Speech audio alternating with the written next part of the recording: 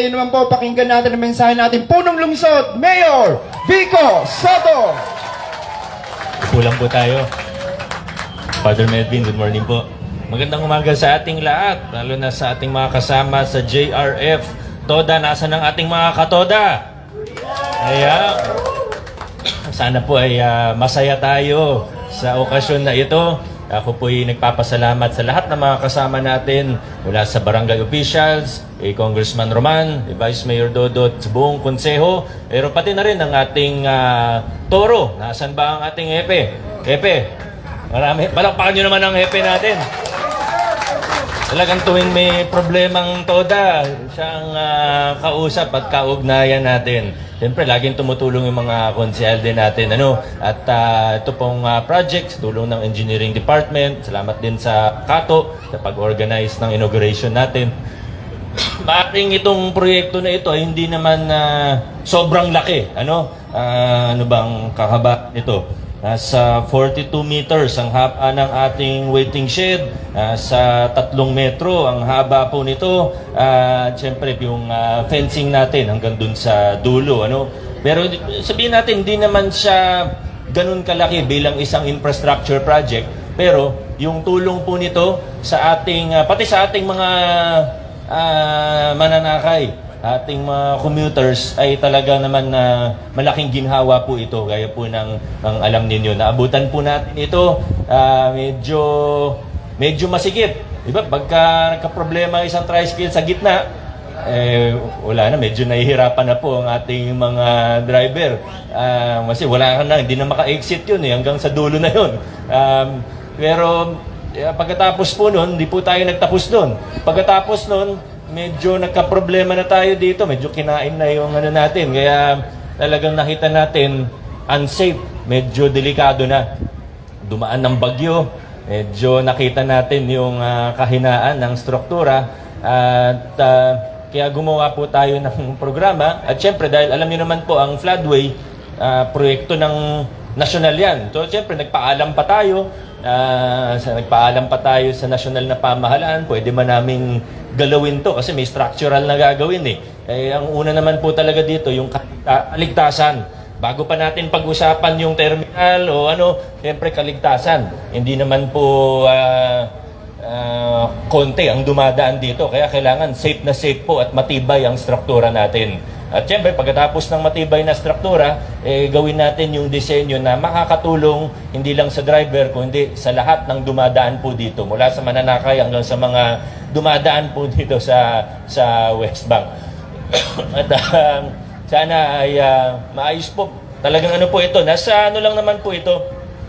Humigit kumulang 2.4 million, pero muli po, hindi yung laki ng infrastructure project ang pinag-uusapan dito, kundi yung tulong at maging maayos ang terminal natin. At yan naman yung ginagawa natin ngayon sa lungsod ng Pasig.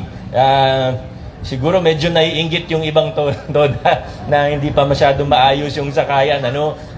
Tayo naman, basta may espasyo, maka-identify tayo, makahanap tayo ng maayos na espasyo, may konting bakante, gagawa ang LGU ng paraan para mapaganda ang ating mga sakayan, babaan, mga terminal natin sa lungsod ng Pasig. Ganun naman po ang ginagawa natin ngayon. At confident naman po ako na maayos yung pagkakagawa nito. Yung mga unang obserbasyon natin, gaya ng mga sa drainage, mukhang naihabol naman. Pati yung mga hanggang sa mga maliliit na detalye, yung mga ilaw na yan, waterproof po yan. Kaya kahit bumagyo, hindi po masisira yan. Kung masira man, dapat palitan yan ng gumawa. Kaya sigurado po maayos yung pagkakagawa, pati yung maliliit na detalye. Maraming salamat sa ating mga kasama sa JRF Toda at sa lahat ng mga iba pang nandirito. Sana po ay magtulungan tayo para mapanatiling maayos at malinis. Ba dyan sa gilid-gilid, baka marinig po nila yung mga dumadaan po dito at siguro iilan lang naman yun sa 1,000 tao. Siguro isa o dalawa lang naman yung medyo pasaway pero problema, pag may isa sa 1,000 na pasaway, naapektuhan, napeperwisyo ang lahat. Alam po yan ng mga naglilinis dito, di ba? Kaya nakikiusap po tayo na magtulungan po tayo. Bayanihan po ang ating gagawin para mapanatiling maayos itong terminal natin. Maraming salamat, Pres, sa lahat ng opisyalis, sa lahat ng membro ng JRF, sa lahat ng mga kasama. Congratulations sa ating lahat. Maraming salamat po, Mayor Vico Soto. At ngayon naman po, pakinggan natin ang mensahe ng ating Vice Mayor, Dodot Jaworski.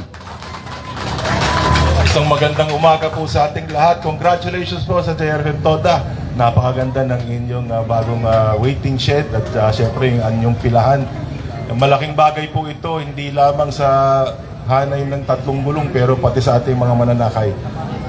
Kompleto po yung ating mga ilaw dito, syempre sa gabi. Mas maging safe ang ating mga mananakay, ating mga residente. Kaya sa ating mga kasama sa Barangay Rosario, kay Kapitan Eli at sa ating mga kagawad na nandito, good morning po sa inyong lahat, sa ating mga city officials, of course kay Mayor Vico, kay Congressman Roman, sa ating mga konsehal na nandito. Full support po ang lungsod ng Pasig para sa mga programa na ikakaganda ng ating Barangay Rosario. And of course, kay Father Melvin at sa ating mga guest priest, magandang umaga po. Salamat ulit sa inyong pagpunta. Pangalagaan lang po natin itong ating bagong terminal, no? At sana talagang itong 2026 na taon na ito, mas dumami pa ang biyaya ninyong lahat. Magandang umaga po sa ating lahat. Maraming salamat po, Vice Mayor Dodot Jaworski. Magandang umaga po sa ating lahat. Alam niyo po, ang totoo, matagal na po ako napupunta dito. Si Ka Orlan, matagal ko na pong kaibigan to. 2 dekada na po. Siguro higit pang 2 dekada. Natutuwa ako nung nakita ko nga, sabi nga ni Brother Orlan, medyo nag-wide na tayo. Pati yung iba natin kasama sa Toda, nandito pa rin. 2 dekada ng mahigit. Kaya nakakatuwa naman po. Sabi kanina ng ating ni Mr. Isagani Gutierrez, nung siya'y nagtalumpati dito, marami rin po kayong pinagdaanan. May hirap, may ginhawa, pero andirito pa rin po kayo. Siguro po, yun talaga yung sikreto ng JRF Toda. Walang anay. Lahat po kayo nagtutulungan. Walang nagsisiraan. Lahat kayo tulong-tulong. Kasi po, sa totoo, ang meron lang ang tao, integridad. Kung ikaw, hindi ka marunong makisama, sarili mong mga kasama, ikaw ang anay, ikaw ang sumisira, wala kang integridad. Yan ang totoo. Pero sa JRF Toda, nakita natin, may integridad kayo. Mabuhay po ang JRF Toda. Maraming salamat po, Congressman Roman Romulo. At susundan po ng blessing sa pangunguna po ni Father Melvin Ojeda. Inaanihan po yung ating President ng ating Toda, si Sir Orlando, ang ating city officials and barangay officials.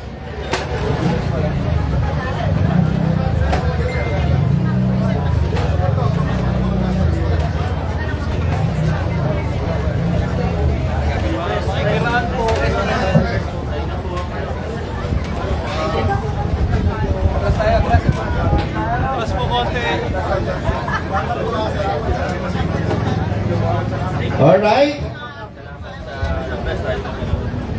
Narito po tayo ngayon sa ating ribbon cutting at the count of 3. 1, 2, 3. Congratulations sa ating JRF and Toda. Maraming salamat po. Tayo po ay dadako sa ating pagbe-bless sa pamumuna po ni Father Melvin Ojeda. In the name of the Father, and of the Son, and of the Holy Spirit. Amen. Let us pray to the Lord our God that He may bless this tricycle terminal and give peace, that we may always be protected from all dangers and of the world. Our response will be, hear us, O Lord. That evil spirits may be kept away from this place, let us pray. Hear us, O Lord. That we may faithfully keep the commandments of God and always do His will, let us pray to the Lord. Hear us, O Lord. That the spirit of love ever reign among us and unite us together, let us pray to the Lord. Hear us, O Lord. That we may always trust in God in times of trials and difficulties, let us pray to the Lord. Hear us, O Lord. That the light of our faith and of our exemplary Christian life may shine forth to our neighbors. Let us pray to the Lord. Hear us, O Lord. That our hearts may always be open to the needs of our neighbors. Let us pray to the Lord. Hear us, O Lord. That here on earth we may live in peace and love, so that we may also live together forever in the heavenly home. Let us pray to the Lord. Hear us, O Lord. Let us pray. O merciful and almighty God, we ask you to bless continually this tricycle terminal. Keep this tricycle terminal as your property and protect it from all dangers of evil spirits. Guard this place, and may your Son stay with us, that whatever we do in word and in word, we do it in His name, giving thanks to you, our Father, through Him. May the Holy Spirit bless our tricycle drivers and all children and all who are here. And may your grace and provide us with our daily bread, that we may be strengthened to work in your service. May the wonders of your creation remind us of your great love for us. Help us to live an exemplary Christian life, a life of chastity and humility, a life of justice and love. Give us the courage to overcome all difficulties of our daily lives, and instill in us a strong desire for our future reunion with you in the heavenly home. Through Christ our Lord. Amen. Our Father, who art in heaven, hallowed be thy name. Thy kingdom come, thy will be done, on earth as it is in heaven. Give us this day our daily bread, and forgive us our trespasses, as we forgive those who trespass against us. Lead us not into temptation, but deliver us from evil. Hail Mary, full of grace, the Lord is with you.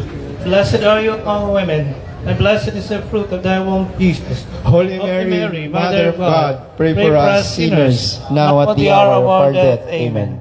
Hail Mary, full of grace, the Lord is with you. Blessed are you among women, and blessed is the fruit of thy womb, Jesus. Holy Mary, Mother of God, pray for us sinners, now at the hour of our death. Amen. Hail Mary, full of grace, the Lord is with you. Blessed are you among women, and blessed is the fruit of thy womb, Jesus. Holy Mary, Mother of God, pray for us sinners, now at the hour of our death. Amen. Hail Mary, full of grace, the Lord is with you. Blessed are you among women, blessed is the fruit of thy womb, Jesus.